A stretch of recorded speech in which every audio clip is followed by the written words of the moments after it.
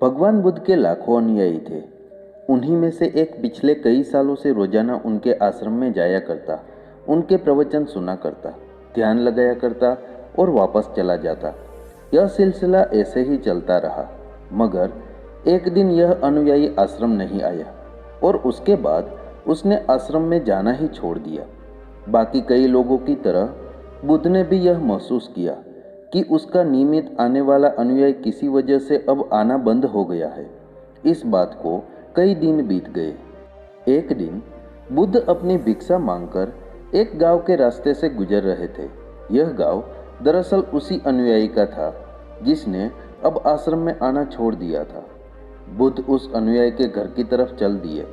जब उसके घर के पास पहुंचे तब वह अनुयायी अपने घर के आंगन में कुछ काम कर रहा था। बुद्ध को देखते ही वह उसके पास आया, उन्हें प्रणाम किया और उन्हें बैठने के लिए आंगन के चबूतरे पर चटाई बिछा दी। बुद्ध चटाई पर आराम से बैठ गए और अनुयायी से बातें करने लगे।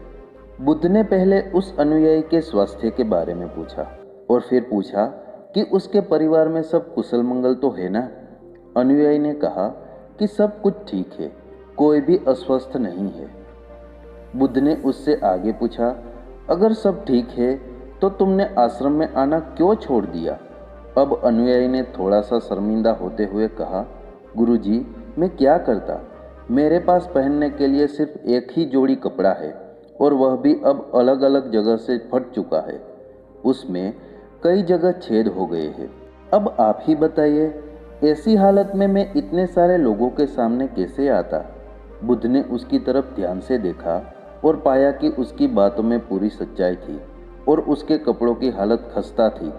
बुद्ध ने मुस्कुराते हुए उस अनुयायी के कंधे पर हाथ रखा और सब ठीक हो जाएगा बोलकर उसे दिलासा दिया और वहां से चले गए। एक बार बुद्ध जब प्रवचन दे रहे थे तो प्रवचन खत्म होने के बाद बुद्ध ने अपने एक धनवान अनुयायी को रुकने के लिए कहा।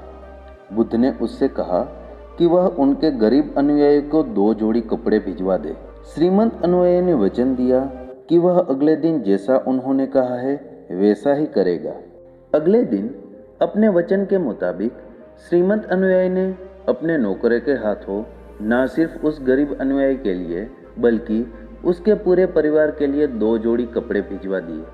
नए कपड़े पाकर गरीब अनुयायी और उसका पूरा परिवार बहुत खुश हो गया।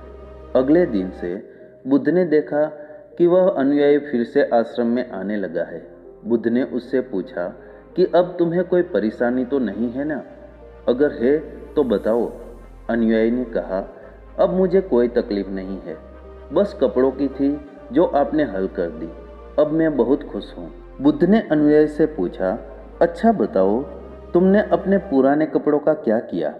अनुयायी ने कहा, हमारे ओढ़ने के लिए कपड़े ओढ़ने लायक नहीं बचे थे, इसलिए मैंने अपने पुराने कपड़ों को उनकी जगह इस्तेमाल करना शुरू कर दिया। बुद्ध ने पूछा, फिर तुमने अपने ओढ़ने वाले कपड़ों का क्या किया? मैंने उन्हें पर्दों की जगह इस्तेमाल करना शुरू कर दिया। अनुयायी ने कहा, उन पुराने पर्दों का क्या हुआ? बुद्ध ने फिर से पूछा। मैं उनके 4 टुकड़े करके चूल्हे से गर्म बर्तन उतारने के लिए इस्तेमाल करता हूँ। अनुयायी बोला, पहले गर्म बर्तन पकड़ने के लिए इस्तेमाल करते थे, उन कपड़ों का क्या हुआ? बुद्ध ने फिर से पूछा।